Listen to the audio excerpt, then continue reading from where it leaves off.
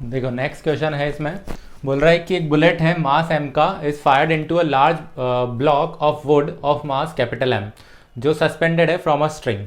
Bullets get embedded in the wooden block, यानी उसके अंदर वो घुस जाती है, and rises to a height h। ठीक है, और दोनों के दोनों जो हैं यानी बुलेट और वुडन ब्लॉक वो h हाइट तक अगर राइज होते हैं, तो पूछ रहा है कि स्पीड का बुलेट कितना था, सॉरी बुलेट का स्पीड कितना था, स्पीड का बुलेट। तो देखो कैसे किया जाएगा इसको। लेटस से कि यहाँ पर एक वुडन ब्लॉक मान लेते हैं अपन, ठीक है, थोड़ा दूर मानते हैं जिससे कि अपने को फ़ायदा हो इसको उठाने में। ठीक है, यहाँ ये वुडन ब्लॉक आ गया, ये सस्पेंडेड है, और यहाँ एक बुलेट है, इसका मास m है, इसका मास कैपिटल M है। ये लेटस से कुछ v स्पीड से आ रही है, ठीक है, ये v स्पीड से आती है, और दोनों जो हैं वो किसी h हाइट तक, यानी कि ये बुलेट तो अब इसमें इमर्ज हो गई है, ठीक है, तो ये हैं किसी h हाइट तक उठ जाते हैं। तो पूछ रहा है कि भाई जो बुलेट थी उसकी स्पीड कितनी थी वो बता दो। ठीक है, तो अब ऐसे सारे केसेस में क्या करना होता है, देखो अपने को बाहर से हमने कुछ किया है क्या, बाहर से कोई भी एक्सटर्नल फोर्स नहीं लगाया, तो अगेन यहां पर मोमेंटम कंजर्व कर सकते हैं। मोमेंटम कंजर्वेशन क्या बोलता है कि कॉलिजन से पहले का मोमेंटम इक्वल टू कॉलिजन के बाद का मोमेंटम, यानी कि अगर ये जो बुलेट है वो v स्पीड से आ रही होगी, तो इसमें अंदर घुसने के बाद जो दोनों की स्पीड होगी वो तो कुछ अलग होगी, सीधी सी बात है ना, क्योंकि इसके अंदर घुस जाएगी, इसको कुछ जर इंपल्स प्रोवाइड करेगी और उसकी स्पीड क्या हो जाएगी, चेंज हो जाएगी। अच्छा, मैं तुमसे पूछूं कि भाई ये टाइप ऑफ कॉलिजन कौन सा है, तो क्या हो जाएगा आंसर इसका, परफेक्टली इनइलास्टिक कॉलिजन है ना, क्योंकि इसके अंदर घुस जा रही है, इसके अंदर घुस के फिर दोनों साथ में ट्रेवल कर रहे हैं, और जब दोनों साथ में ट्रेवल करते हैं स्टिक्स टुगेदर वाली कंडीशन है, राइट, तो ये हो जाती है परफेक्टली इनइलास्टिक कॉलिजन, राइट। तो ये बुलेट इसके अंदर घुसी और इसने h हाइट तक ऐसे राइज कर दिया है। अब ये जो h हाइट तक राइज हुई है, तो यहां पर इसको कुछ काइनेटिक एनर्जी मिली होगी, समझ आ रही है। अब वो काइनेटिक एनर्जी इन दोनों को मिली है, देखो जैसे ये ब्लॉक यहां पर है, बुलेट इसके अंदर आई, अब इस पूरे सिस्टम के पास कौन कौन सिस्टम, ब्लॉक एंड बुलेट, इन दोनों के पास में कुछ एक स्पीड आ गई है, वो इसकी स्पीड की वजह से आई है, तो दोनों की स्पीड सेम नहीं होगी, सीधी सी बात है, हमको पता है। यानी ये जब उठ रहा होगा ना, पूरा सिस्टम ऐसे ऊपर जा रहा होगा, तो वो कोई v डैश स्पीड के साथ जाएगा, वो v के साथ नहीं उठेगा। ठीक है, तो पहले तो अपने को वो v डैश फाइंड करना पड़ेगा कि भाई वो v डैश कितना है, फिर v डैश मतलब कि बेसिकली उस पॉइंट पर उसको क्या मिला, काइनेटिक एनर्जी मिली है, और उस काइनेटिक एनर्जी को लेके वो ऊपर बढ़ेगी, और सारी की सारी इस पॉइंट पर सारी की सारी काइनेटिक एनर्जी क्या हो जाएगी, पोटेंशियल एनर्जी में कन्वर्ट हो जाएगी। ये तो अपने को आता है, बाद में तो एनर्जी कंजर्व भी कर रहे हैं, क्योंकि ग्रेविटेशनल फील्ड है, कंजर्वेटिव फील्ड, कंजर्वेटिव फील्ड के लिए अपन क्या कर सकते हैं, एनर्जी कंजर्व कर सकते हैं। क्लियर है यहां तक। तो सबसे पहला काम अपन फाइंड करेंगे कि भाई बुलेट एंड ब्लॉक का स्पीड कितना हो गया आफ्टर द कॉलिजन। ठीक है, तो कंडीशन यही है कि एफ एक्सटर्नल 0 है, एफ एक्सटर्नल का value 0, therefore P I is equal to क्या लिख सकता हूं मैं, पी एफ। पी आई यानी कि पहले तो वो हो जाएगा m इंटू वी, बाद में तो वो हो जाएगा m plus m into V dash. Clear है यहां तक। तो वी डैश आ गया अपने पास कितना, m upon m plus m into V. ये वी डैश क्या है, कॉलिजन के बाद में स्पीड किसकी, बुलेट प्लस ब्लॉक दोनों की, क्योंकि दोनों साथ में ही चल रहे हैं, है ना, दोनों का मास अपने कंबाइंड लिया यहां पर। अब आगे इसको अगर सॉल्व किया जाए तो देखो ये हो गया काइनेटिक एनर्जी से रिलेट कर रहे हैं अपन पोटेंशियल एनर्जी से, राइट। तो देन काइनेटिक एनर्जी या टोटल मैकेनिकल एनर्जी कंजर्व कर दो, तो E I is equal to E F. E I कितना है, half m plus m v dash का स्क्वायर प्लस पोटेंशियल एनर्जी 0 थी क्योंकि रेफरेंस पॉइंट पर ही था, बाद में ये बन जाएगा m प्लस m इंटू जी एच प्लस 0। यहाँ पर काइनेटिक एनर्जी 0 है, सिर्फ पोटेंशियल एनर्जी है। देखो m प्लस m से m प्लस m चला गया, v डैश का स्क्वायर तो यहाँ आ जाएगा m square v square upon m plus m का होल स्क्वायर। ठीक है, इस 2 को मैं उधर भेज दूं तो ये बन जाएगा 2gh। क्या चाहिए अपने को, अपने को चाहिए कि बुलेट की स्पीड कितनी थी, यानी कि v चाहिए, तो इस पूरे को उधर भेज दो, बाद में आंसर आ गया तुम्हारा। तो v जो है वो आ जाएगा देखो कितना, m plus m upon small m into root 2gh। ये हो जाएगी बुलेट की स्पीड टकराने से पहले, है ना, और टकराने से पहले v तुमको मिल गया तो टकराने के बाद का भी मिल जाएगा, वो भी इजी आ जाएगा आंसर। क्लियर, समझ में आ रही है यहां तक की स्टोरी, राइट। तो जब भी अपने को कॉलिजन वाली चीज देगा तो मोमेंटम को हमको कंजर्व करना ही है उसमें फॉर श्योर, राइट। चलो आगे बढ़ते हैं, अब कुछ और क्वेश्चन देखते हैं। देखो ये भी एक डायरेक्ट क्वेश्चन ही होता है, स्टैंडर्ड क्वेश्चन है। इसको कैसे सॉल्व करेंगे देखते हैं। बोल रहा है कि एक बॉल है जिसको रिलीज कर रहे हैं अपन h हाइट से, h0 हाइट से, है ना, और वो फ्लोर के साथ जाकर इनइलास्टिकली टकरा रही है। इनइलास्टिकली का मतलब क्या हुआ, कुछ एनर्जी का लॉस हुआ होगा वहां पर, E का वैल्यू 1 नहीं है ना। एंड फाइनली स्टॉप, तो ऐसे वो टकराती टकराती टकराती है और कुछ कॉलिजन्स के बाद में वो रुक जाती है। तो पूछा है उसने कि वेलोसिटी बताओ nth कॉलिजन के बाद में, यानी कि nth टाइम जब वो टकरा गई होगी तो उसकी जो वेलोसिटी है वो कितनी होगी।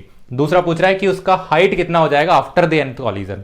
तो ये nth कॉलिजन मतलब कि बहुत सारी कॉलिजन्स कर रही होगी वो, है ना। तो जैसे अगर अपन इसका डायग्राम बनाने की कोशिश करें तो क्या हुआ, देखो यहां से सपोज इस बॉल को गिराया मैंने, लेट अस से ये जो हाइट दी हुई है वो h0 है, ठीक है। ये बॉल नीचे आई, इसका u 0 था यहां पर, ये जैसे यहां पर ग्राउंड पर पहुंचेगी तो इसकी कुछ स्पीड होगी डाउनवर्ड डायरेक्शन में, लेट अस से कि ये v1 है, ठीक है। अब जब ये टकरा जाएगी तो टकराने के बाद में इसकी कुछ स्पीड हो जाएगी, वो लेट अस से v1 डैश हो जाएगी।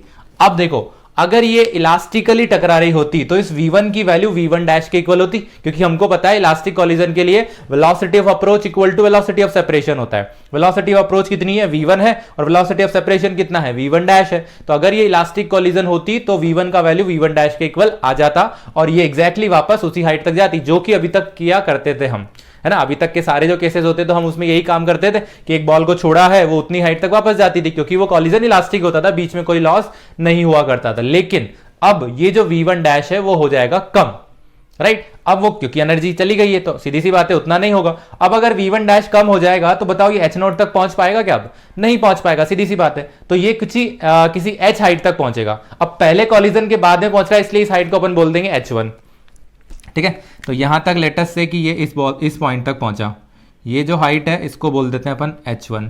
फिर वापस ऐसे नीचे आया ये, अब फिर से ये जब टकरा रहा होगा ग्राउंड को तो इसकी कुछ स्पीड होगी। अब मुझे बताओ कि जितनी स्पीड से जब पार्टिकल को फेंकते हैं तो वापस उतनी ही स्पीड से तो आता है, क्योंकि ग्रेविटी में क्या है, जितनी स्पीड का तुम्हारा डिक्रीज हुआ होगा वापस जब आते टाइम उतनी ही इंक्रीज हो जाती है। यानी ग्राउंड से टकराने से जस्ट पहले जो इसकी स्पीड होगी वो बताओ v1 डैश ही होगी क्या, क्योंकि v1 डैश से ही तो गया था ये, तो टकराने से पहले भी कितनी होगी इसकी, v1 डैश ही होगी। लेकिन अब टकराने के बाद में v2 डबल या v2 डैश हो जाएगा। समझ रही, 2 क्यों लिख रहा हूं, क्योंकि सेकंड कॉलिजन हो गई यहां पर, ये अपने पास पहली कॉलिजन थी, ये अपने पास दूसरी कॉलिजन हो गई है। फिर अब ये v2 के साथ जाएगा, अब अगेन जो v2 डैश है वो v1 डैश से कम होगा, क्योंकि फिर से एनर्जी का लॉस हो गया। तो अब ये h1 तक नहीं पहुंच के अब ये कोई h2 तक पहुंचेगा, ठीक है। ये जो हाइट बन जाएगी इसको मैं h2 दे देता हूं, और ये वापस ऐसे नीचे आएगा और ये प्रोसेस ऐसे चलता रहेगा। क्लियर बात है। तो यहां से अगर मैं इसका पाथ बनाऊं तो कुछ पाथ ऐसा बनेगा, देखो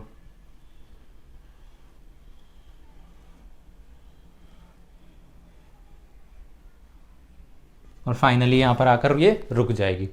ये है अपने पास फर्स्ट कॉलिजन, ये है अपने पास सेकंड कॉलिजन, यहां पर बनेगी अपने पास थर्ड कॉलिजन जो कि मैंने बताई नहीं है अभी एग्जैक्टली डायग्राम में, और वो कहीं पर हो जाएगी यहां पर nth कॉलिजन,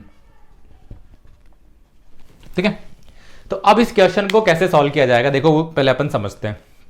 वेलोसिटी की बात कर रहा है, velocity just after nth collision. तो पहले तो हम ये चेक कर लेते हैं कि भाई पहली कॉलिजन के बाद में कितनी हो रही है ना। अगर nth की बात कर रहे हैं तो पहले में तो पता चले, दूसरे में पता चले, तो हम कुछ रिलेशन बना पाएंगे nth वाले में, राइट। डायरेक्टली nth के पास नहीं जा सकते। तो पहले कॉलिजन में क्या हो रहा है, देखो जब इसको यहां से छोड़ा गया था तो जस्ट ग्राउंड को टकराने से पहले इसकी स्पीड कितनी रही होगी, v1 √2gh रही होगी, है ना। इक्वेशन ऑफ मोशन लगा के फाइंड कर सकते हो, या एनर्जी कंजर्वेशन कर दो, कुछ भी एक ही बात है, राइट। तो यहां पर इसके पास आ जाएगी potential energy, potential energy convert हुई काइनेटिक एनर्जी में, राइट। काइनेटिक एनर्जी को लेके ये ऊपर चली, राइट। तो इस पॉइंट पर यहां v1 की जो वैल्यू है वो कितनी आ जाएगी, √2gh। तो यानी कि speed just before first collision, just before first collision पे अगर बात करें अपन तो जो v1 होगा that will be equal to √2gh0, ठीक है।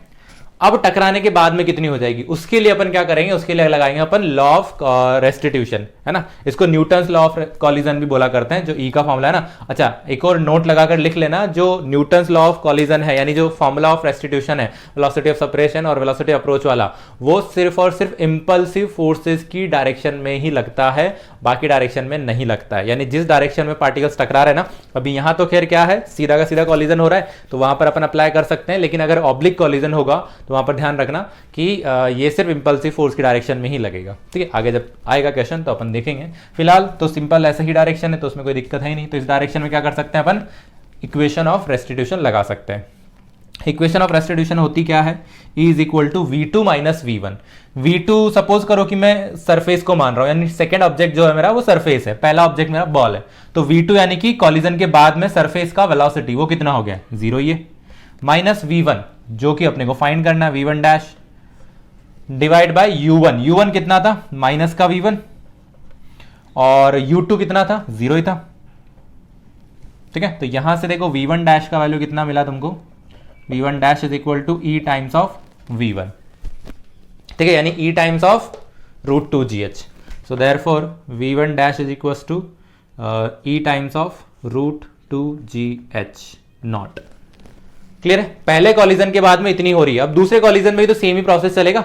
यानी अगर दूसरे कॉलिजन में V1 डैश है तो ये ऊपर गया, इसकी वैल्यू 0 हुई, और अब H1 हाइट तक गया होगा ये, तो H1 हाइट भी अपन क्या करते हैं, फाइंड कर लेते हैं। H1 हाइट कितनी हो जाएगी, ये मैक्सिमम हाइट ही तो है V1 डैश के लिए। सो H1 विल बी, ऐसा लिख सकते हैं क्या, V1 dash square upon 2G, यही होती है। V1 डैश का स्क्वायर करोगे तो हो जाएगा E2 into 2GH not upon 2G। ठीक है, तो ये बन जाएगा E2 into H not, right. देखो ये आ जाएगा E2 इंटू H नॉट। तो देखो पहले वाले में जो पहली कॉलिजन के बाद में जो हाइट आ रही है यहां पर, वो आ रही है E2 इंटू H नॉट। अब दूसरे वाले प्रोसेस में क्या होगा, देखो पहले वाले प्रोसेस के बाद में अपने को जो स्पीड मिली थी वो V1 डैश EV1 मिली थी, यानी जब ये वापस आएगा तो भी V1 डैश से ही आएगा, और जब टकराएगा तो देखो अपनों ने यहाँ एक चीज नोटिस करी हो तो V1 डैश जो है ना, E times of initial velocity हो जा रहा है, क्योंकि जो सरफेस है वो रेस्ट में है, तो सीधा का सीधा क्या कर सकते हैं अपन, इसको E टाइम्स कर सकते हैं। तो पहले V1 डैश जो था वो EV1 था, अब V2 डैश जो होगा वो E टाइम्स हो जाएगा, किसका, V1 डैश का। यानी कि अगर मैं सिमिलर प्रोसेस से V2 डैश तुमको बताऊं तो V2 डैश क्या हो जाएगा, E टाइम्स हो जाएगा V1 डैश का, यानी जो उससे पहले कॉलिजन से पहले जो भी वेलोसिटी होती है ना, उसका E टाइम्स हो जाता है। अब यहाँ V1 डैश की वैल्यू अगर तुम देख रहे हो तो आ जाएगा ये E square into V1। Clear है बात। अब अगर मैं तुमको पूछूं कि भाई V3 डैश कितना आएगा, तो वो आएगा E times of V2 dash, है ना, और V2 डैश कितना, E स्क्वायर, ये E स्क्वायर और ये E मिलके कितना हो जाएगा, E क्यूब ऑफ V1। देखो पैटर्न दिख रहा है तुमको, एक V1 डैश की वैल्यू है EV1, V2 डैश की value E square V1, V3 dash की वैल्यू E क्यूब V1। अगर मैं तुमको पूछूं कि Vn डैश की वैल्यू कितनी है, तो वो कितनी आ जाएगी, E की पावर n V1, राइट। और वही पूछा था अपने को, तो Vn dash is equal to E की पावर n इंटू V1, और V1 मतलब कितना है, √2GH, है ना, यहां पर फाइंड कर चुके अपन ऑलरेडी, √2GH नॉट। तो ये आ जाता है speed after the nth collision, है ना, nth कॉलिजन के बाद में जो स्पीड होगी वो E की पावर n V1 होगा। क्लियर है यहां तक। अब अगर अपन बात करें बाद में कि हाइट कितनी होगी, तो हाइट के लिए क्या कर सकते हैं, देखो H1 आ रहा है E square H not, H2 को क्या करोगे, V2 dash square upon 2G लिखोगे। V2 डैश स्क्वायर मतलब कि E स्क्वायर का स्क्वायर, तो E की पावर 4 हो जाएगा, यानी H1 डैश H2 लिखूंगा अगर मैं, तो V2 dash square upon 2G, V2 dash square करेंगे तो E4 V1 स्क्वायर आएगा, और V1 स्क्वायर का वैल्यू यहां पर 2GH लिखेंगे, वही सेम कट जाएगा, इधर आएगा E की पावर 4 H नॉट। तो 1 में आ रहा है E स्क्वायर, 2 में आ रहा है H4, 3 में करेंगे H6, ऐसे आता जाएगा, तो E की पावर 2n। ठीक है, पैटर्न समझ में आ रहा है क्या हो रहा है। तो यहां Hn की जो वैल्यू आएगी वो आ जाएगी E की पावर n,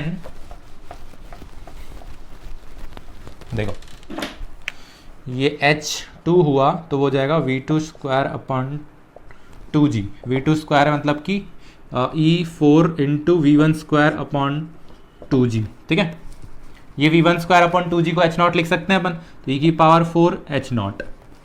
H3 की अगर बात करूं तो वो आ जाएगा V3 dash square upon 2G, V3 मतलब कि इसका स्क्वायर, तो E6 हो जाएगा, E6 ऑफ एच नॉट। ऐसे अगर ये चलता रहा तो एच एन की जो वैल्यू आएगी वो आ जाएगी ई की power 2n into H not. Clear बात? तो ई एच एन का जो वैल्यू होगा वो हो जाएगा ई की power 2n into H not. ठीक बात है? तो ये आ जाएगा हाइट और ये आ जाएगी स्पीड। अगर तुमको टाइम भी पूछा हो तो टाइम को कैसे लिख सकते हैं? √2h अपॉन जी। तो एच एन क्या है? ई की पावर 2n है, तो टाइम क्या आ जाएगा? प्रोपोर्शनल टू ई एन आ जाएगा। समझ आ रही बात?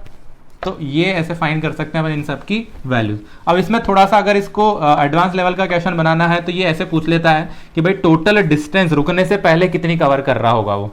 तो टोटल डिस्टेंस का क्या मतलब है? देखो H not plus h1 plus h1 है ना, यानी h नॉट तो पहले है ही सही, 2h1 डिस्टेंस पहले कॉलिजन में कवर कर रहा है, दूसरे कॉलिजन के बाद में 2h2 डिस्टेंस ट्रेवल कर रहा है, तीसरे कॉलिजन के बाद में 2h3 डिस्टेंस ट्रेवल कर रहा है। यानी अगर टोटल डिस्टेंस पूछी जाए तुमको तो वो हो जाएगी h not plus twice of h1 plus twice of h2 plus twice of h infinity, जो भी जहां तक भी जा रहा होगा ये।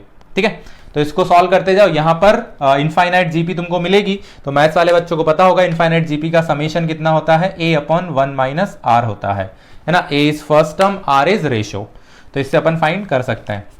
ठीक है, ऑल राइट। तो ये हो जाते हैं अपने पास इसके कुछ क्वेश्चंस, और करके देखते हैं अपन इलास्टिक कॉलिजन के, फिर आगे बढ़ते हैं।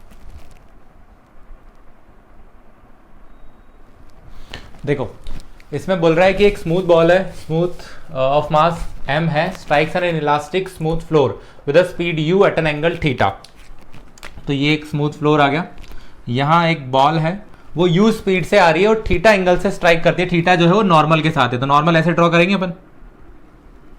तो ये इसका नॉर्मल आ गया, राइट। यहां से एंगल अपने को दिया हुआ है थीटा और ये जो स्पीड दी हुई है दैट इज u। क्लियर है बात? तो ये हो जाएगा अपने पास नॉर्मल और ये हो जाएगी टेंजेंट। अब बोल रहा है कि टकरा कर किसी एक स्पीड से जा रही होगी उधर, तो लेट अस से कि ये टकरा के यहां ऐसे चली जाती है, और ये ले लेते हैं अपन v, और ये एंगल में ले लेता हूं लेट अस से अल्फा है। ठीक है, तो अपने को अल्फा पूछा है एंड v पूछी है।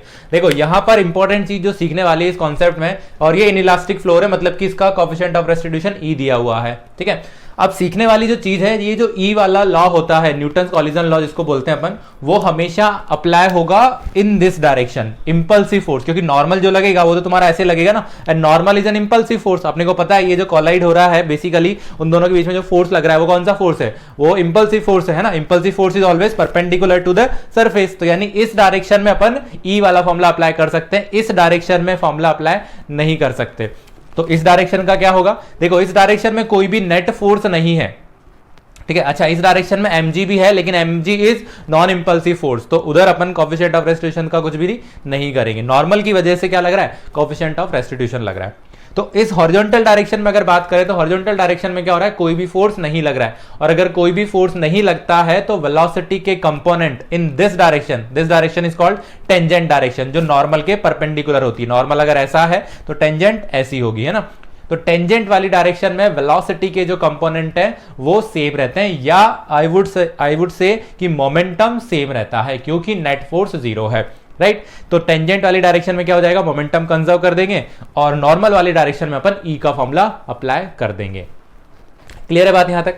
अब अगर इसके मैं कंपोनेंट करूं तो देखो क्या क्या दिखेंगे। ये वाला कंपोनेंट इधर आ जाएगा u cos थीटा। अच्छा इसको थोड़ा अलग ही बना लेते हैं, यहां पर ये हो जाएगा,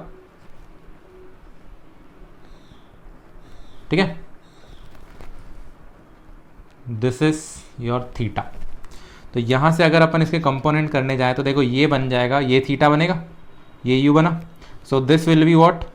u cos थीटा, और ये आ जाएगा u sin थीटा। टकराने के बाद की अगर बात करें तो ये अपने पास है v, ये अल्फा लिया है, so this will be v cos alpha and this will be v sin alpha.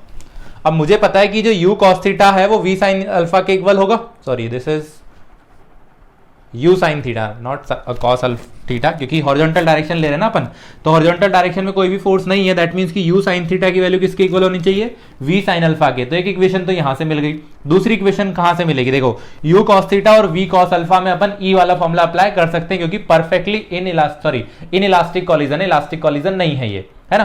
तो for in x direction u cos theta is equal to v sin alpha, है ना। इसको इक्वेशन में 1 दे देता हूं। इन y डायरेक्शन देखो इस लॉ को तुम डायरेक्टली याद भी रख सकते हो ऐसे। अगर अगेन अपन एक बार और सीख लेते हैं कि क्या होता है। e का formula v2 minus v1 upon u1 minus u2, है ना। v2 यानी कि अगेन मैं इस फ्लोर को ले रहा हूं, तो फ्लोर का वेलोसिटी कितना है टकराने के बाद में? 0 है, माइनस फ्लोर का इसका बॉल का वेलोसिटी आफ्टर द कॉलिजन वो v है, डिवाइड बाय u1 वो u था, माइनस u2 वो 0 है। यानी कि जब भी तुमको ऐसा पूछा हो ना तो v is equal to minus u EU times ये हो जाता है।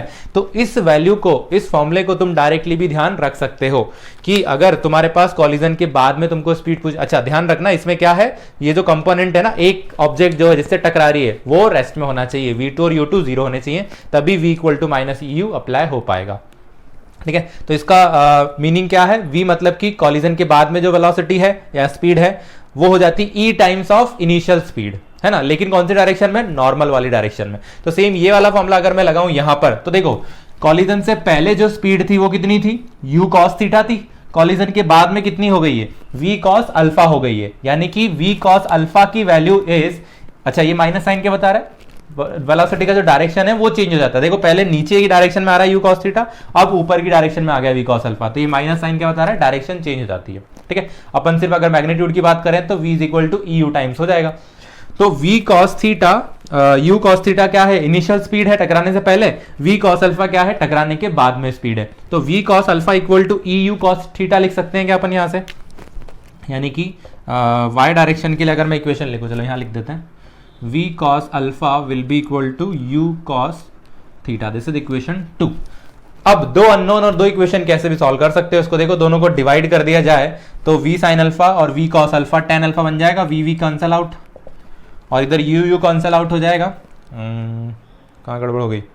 ये u sin थीटा है, cos थीटा नहीं है ना। हॉरिजॉन्टल वाला u sin थीटा है ना, वो v sin अल्फा के इक्वल होगा। सो ये हो गया tan अल्फा और ये हो जाएगा क्या? tan theta. तो सॉरी e tan थीटा, ये यहां पर e है 1 अपॉन e, है ना, क्योंकि 1 डिवाइड बाय 2 कर रहे हैं ना अपन यहां पर, तो 1 डिवाइड बाय 2 कर रहे हैं। So tan alpha is equal to tan alpha यानी कि ये v sin alpha divide by v cos alpha, तो v से v जाएगा, sin alpha upon cos alpha is tan alpha, और इधर आ जाएगा u sin theta divide by EU cos theta, तो u से u चला जाएगा और sin अपॉन cos बन जाएंगे tan और ये e एज इट इज रह जाएगा। तो यहां से अल्फा का वैल्यू क्या मिल रहा है तुमको? देखो tan inverse tan theta by e, तो ये हो जाएगा एंगल रिबाउंड का अल्फा। ठीक है, अगर अल्फा तुम्हारे पास मिल गया तो फिर क्या है? v भी तुम फाइंड कर सकते हो। ये मैं तुम्हारे लिए होमवर्क छोड़ रहा हूं। फाइंड v कैसे फाइंड करोगे? किसी भी एक इक्वेशन में उठाकर क्या रखो? अल्फा की वैल्यू उठाकर सब्स्टिट्यूट कर दो, तो वहां से क्या आ जाएगा तुम्हारे पास? v की वैल्यू आ जाएगी। तो वो तुमको फाइंड करनी है और कितना आता है वो बताना मेरे को। क्लियर है बात? चलो कुछ और क्वेश्चन देखते हैं फिर।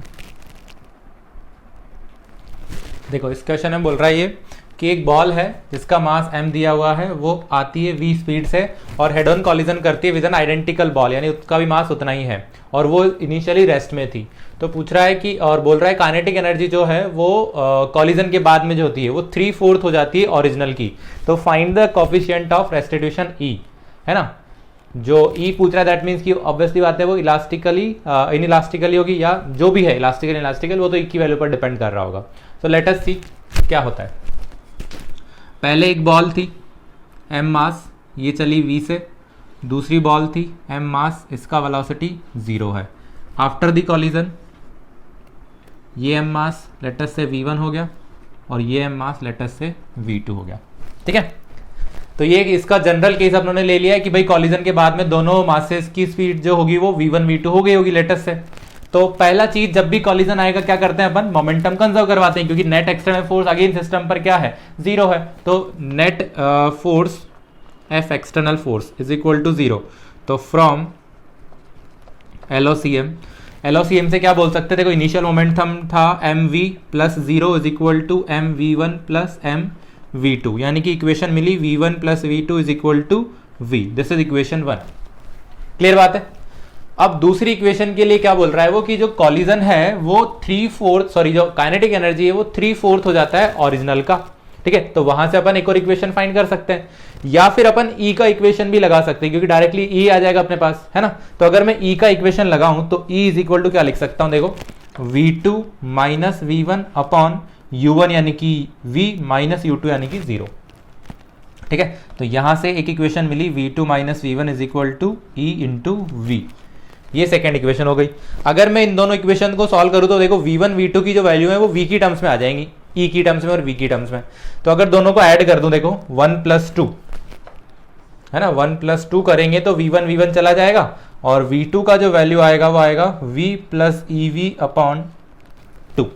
सही बात है। तो v2 का जो वैल्यू आएगा वो आएगा v प्लस ev अपॉन 2। अगर मैं माइनस कर दूंगा, किस किस को माइनस कर देते हैं, 1 माइनस 2 कर देंगे तो देखो v1 प्लस v1 हो जाएगा माइनस करेंगे तो, और v2 माइनस v2 तो चला जाएगा। तो 2v1 equal to v minus ev, यानी कि यहां से v1 का वैल्यू क्या आ जाएगा, v माइनस ev अपॉन 2।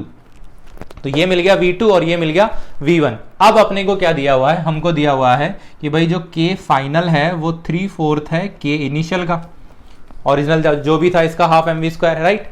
के फाइनल को कैसे लिखोगे, दोनों पार्टिकल के पास तो काइनेटिक एनर्जी है अभी, तो इसको लिख सकते हैं अपन half m into v1 square plus half m into v2 square, right,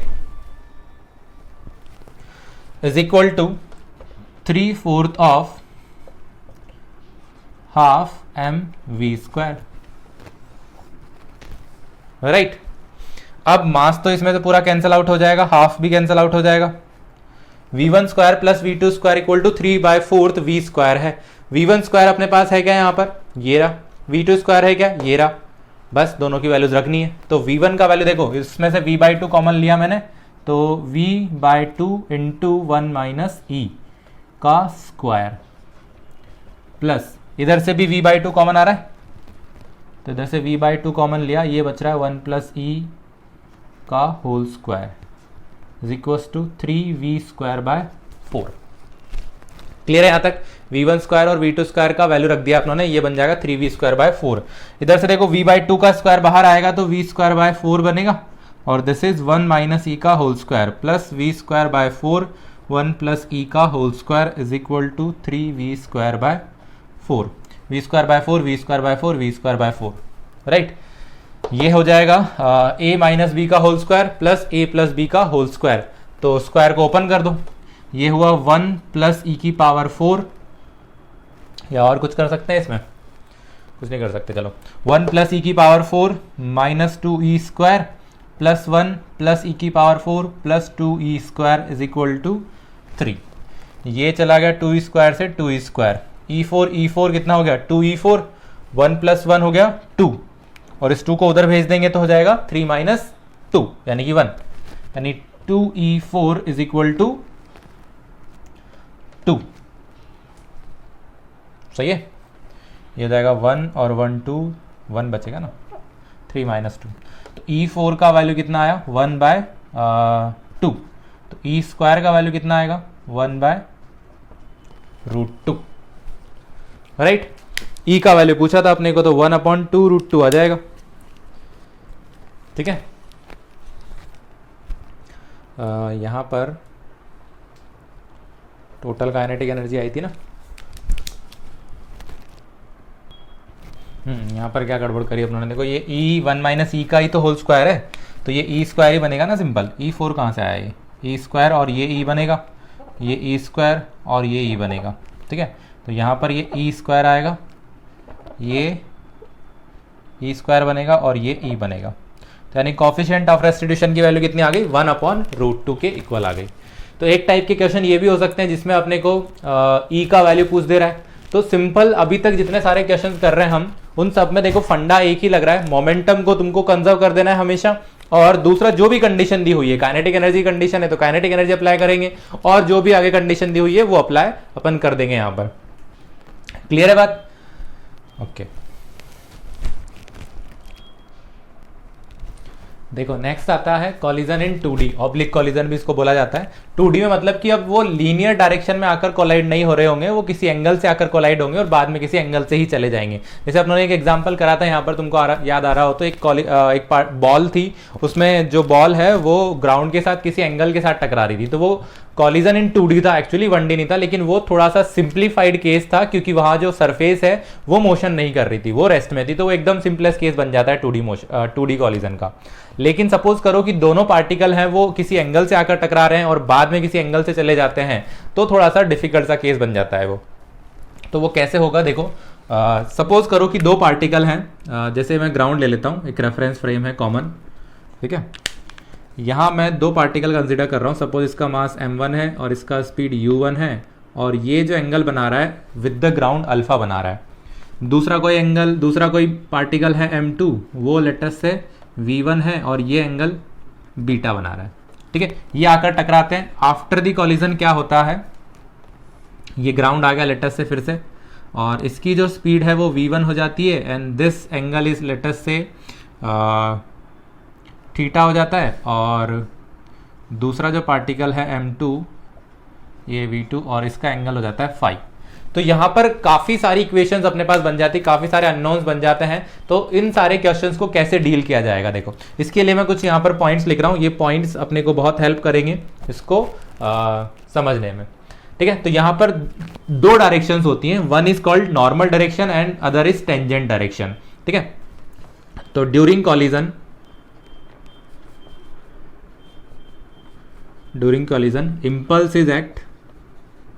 impulse acts in the direction of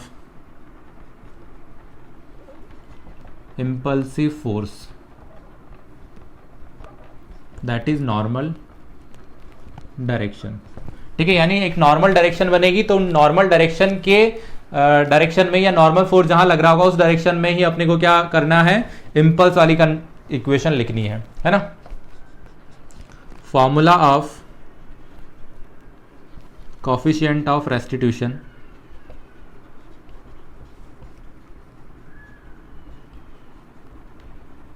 can be applied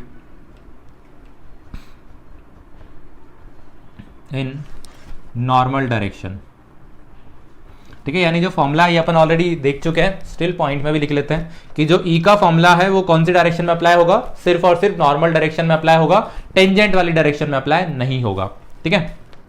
momentum is conserved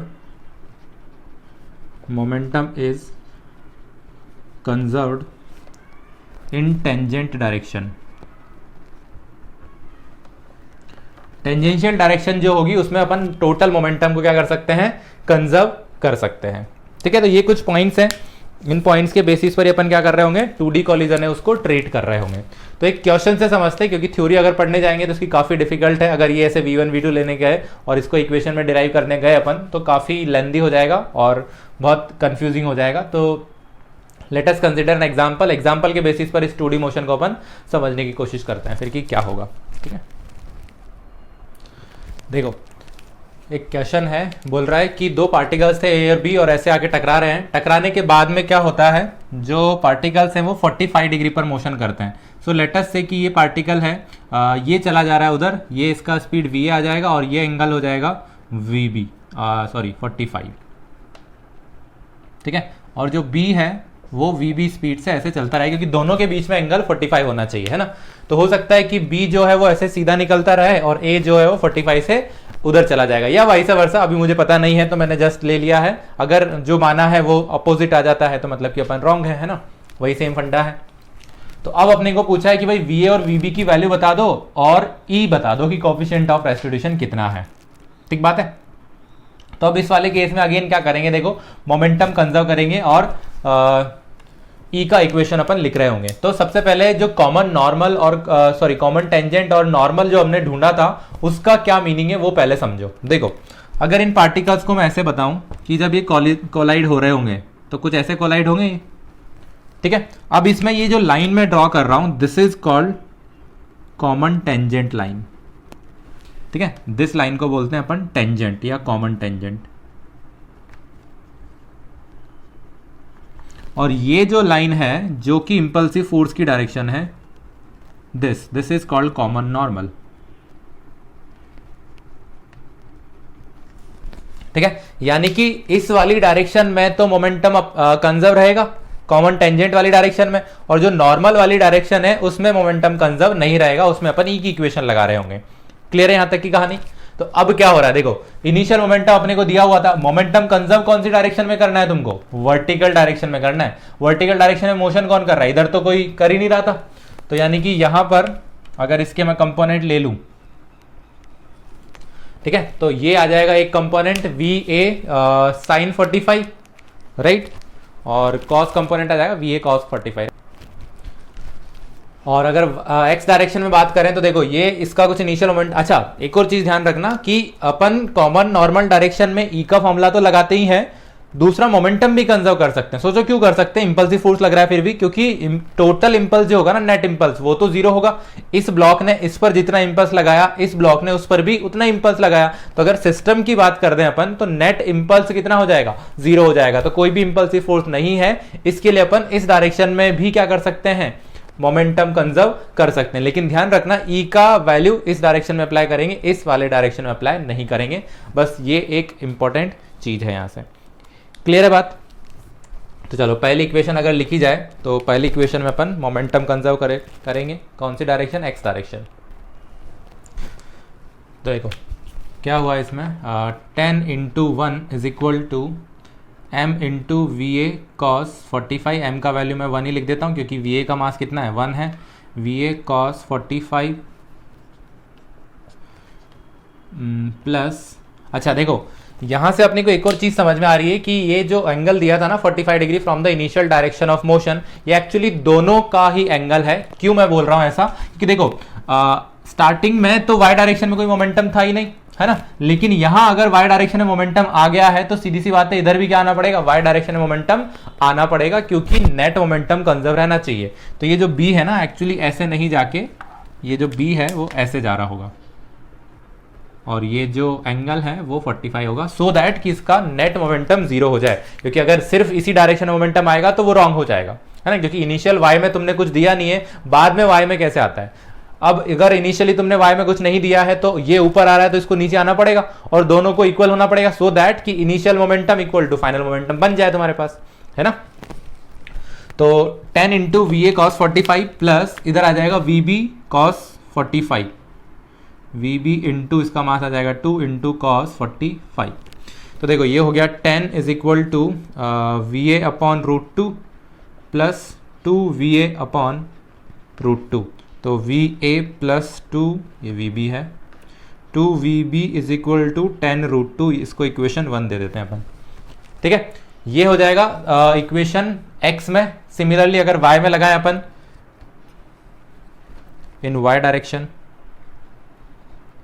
तो y डायरेक्शन में क्या होगा? देखो इनिशियल तो 0 है, फाइनली क्या हो जा रहा है? M V A sine 45 minus M V B sine 45। यहां से एक इक्वेशन मिलेगी अपने को, देखो m, अच्छा ये 2m है ना, क्योंकि इसका 2 kg है ना, ये m से m चला जाएगा, और वी ए साइन 45 यानी V A upon root 2 is equal to 2 V B upon root 2। तो वी ए का वैल्यू मिल गया 2 वी बी, ठीक है। ये वी ए में एक इक्वेशन, ये वी ए में, वी ए वी बी में दूसरी इक्वेशन, दो अननोन, दो इक्वेशन इजीली अपन सॉल्व कर सकते हैं इसको। तो वी ए का वैल्यू यहां पर उठा कर रख दो, तो 2 वी बी 4 वी बी, इसको इक्वेशन 2 दे देते हैं।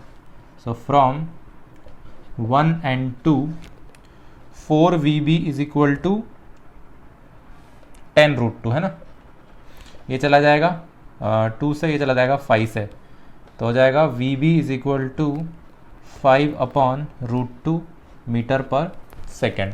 और अगर ये आ गया तो वी ए भी तुमको मिल जाएगा, वी ए कितना आ जाएगा?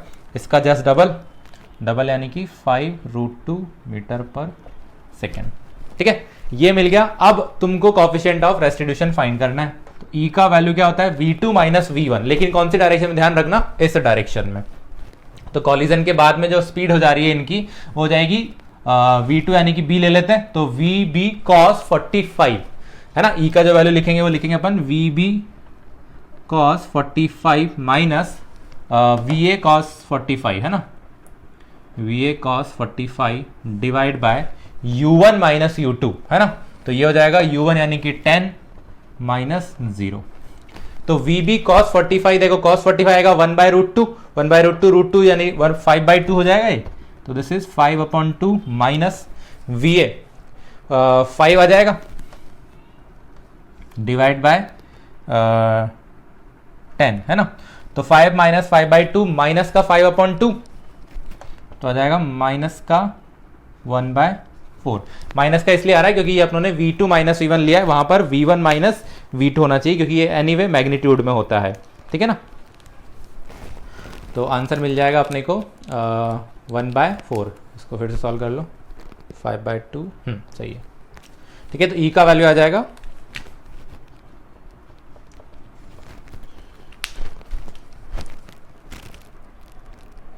अच्छा, यहां पर देखो एक और कॉन्सेप्चुअल चीज है, this will not be 1/4। Actually क्या हुआ है, देखो अगर अपन देखें यहां से तो a जो है वो अगर लीनियर डायरेक्शन में जाकर इससे टकराता है तो सीधी सी बात है कि जो b है उसको भी क्या करना पड़ेगा, लीनियर डायरेक्शन में ही जाना पड़ेगा। अगर हेड ऑन कॉलिजन अपन यहां मतलब ऐसे अगर कॉमन नॉर्मल को मानते हैं तो इसको लीनियर में ही जाना पड़ेगा, लेकिन ये ऐसे नहीं टकरा रहे हैं। मतलब ये कैसे पता चलेगा, क्योंकि जो b है वो किसी एंगल से जा रहा है।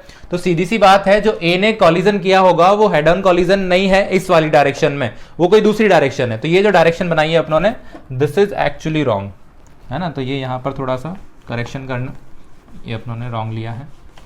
तो अब डायरेक्शन कैसी बनेगी, देखो ये जो पार्टिकल आ रहे होंगे ये टकरा रहे होंगे कुछ ऐसे, ठीक है। मतलब ये जो a था वो तो जा ऐसे ही रहा था, लेकिन एग्जैक्टली ये यहां से नहीं टकरा रहा है। जो लास्ट वाले केस में अपनों ने बनाया था वो थोड़ा सा ऊपर टकराएगा, ऊपर टकराएगा तभी तो v को स्पीड इधर मिलेगी, ये vb है, राइट। ये ओरिजिनल डायरेक्शन था इसका। तो अब अपने पास जो नॉर्मल है ना, कॉमन नॉर्मल, वो ये है डायरेक्शन, देखो this is your common normal and this is your common tangent, ठीक है। ये हो जाएगी अपने पास टेंजेंट और ये हो जाएगी नॉर्मल, ठीक है। तो ये ध्यान रखना, यहां पर ये कैसे पता चलेगा अपने को, क्योंकि a और b अगर ऐसे आके टकराते हैं तो सीधी सी बात है ये सीधे ही जाएंगे, कभी भी ऐसे तिरछे नहीं जाएंगे, है ना, किसी एंगल से नहीं जाएंगे। मतलब कि जो a है वो कुछ ऐसे आगे टकरा रहा होगा। ये अपनों ने a बनाया है एंड ये b बनाया है, तो b की जो स्पीड है बाद में 45 से हो गई है, तो ये अपना एंगल 45 हो जाएगा। क्लियर है। तो अब e में जो चेंज आएगा देखो वो क्या है, बाकी सारी वैल्यूज अपने को सेम ही है और कुछ नहीं है। ये तो हो जाएगा vb और ये हो जाएगा va, है ना। अब e का जो फॉर्मूला है उस e के फॉर्मूले में क्या करेंगे, देखो e का फॉर्मूला कौन सी डायरेक्शन में लगेगा, नॉर्मल डायरेक्शन में, है ना। तो नॉर्मल डायरेक्शन में क्या हो जाएगा, a का वेलोसिटी तो है नहीं इस वाली डायरेक्शन में, तो वो तो 0 हो जाएगा। तो va माइनस vb कितना है इस डायरेक्शन में, डायरेक्टली अपने को पता है 5/√2 है, डिवाइड बाय इनिशियल डायरेक्शन में। देखो इनिशियली जो था मोमेंटम वो 10 मीटर पर सेकंड या स्पीड जो थी वो 10 मीटर पर सेकंड ऐसे थी, लेकिन ये डायरेक्शन में अपने को स्पीड नहीं चाहिए, अपने को चाहिए इधर वाली डायरेक्शन, मतलब कि दिस, है ना। तो ये एंगल 45 है हमको पता है, तो 10 का ये कंपोनेंट कितना आ जाएगा, 10/√2, यानी कि यहां पर हम लिख सकते हैं माइनस का 10/√2, ठीक है। √2 से √2 चला गया तो e का वैल्यू एक्चुअली आएगा 1/2, ठीक है। तो ध्यान रखना कि पहले अपने को ऑब्लिक कॉलिजन में ये चीजें डिसाइड करनी पड़ेगी कि टेंजेंट कौन सी है, नॉर्मल कौन सा है ना, यानी कि इंपैक्ट कहां पर हो रहा है। जिस डायरेक्शन इंपैक्ट होगा वो अपना नॉर्मल बन जाएगा, उसके परपेंडिकुलर टेंजेंट बन जाएगी। तो coefficient of restitution always applies in the direction of normal. अच्छा, यहां कुछ फर्क क्यों नहीं पड़ा, क्योंकि ये तो अपनों ने मोमेंटम कंजर्वेशन से ही निकाला है। तो मोमेंटम तो तुम कौन सी भी डायरेक्शन में कंजर्व करो, आंसर उससे आ जाएगा, उससे कोई फर्क नहीं पड़ेगा, है ना। तुम लीनियर डायरेक्शन में मोमेंटम कंजर्व करो, इधर कंजर्व करो, एक ही बात है। तो ये तो आ जाएगा, लेकिन ई के लिए यहां पर प्रॉब्लम हो सकती है। क्लियर है। चलो, आई होप कि तुमको ये क्वेश्चन समझ में आया। नेक्स्ट आगे बढ़ते हैं फिर।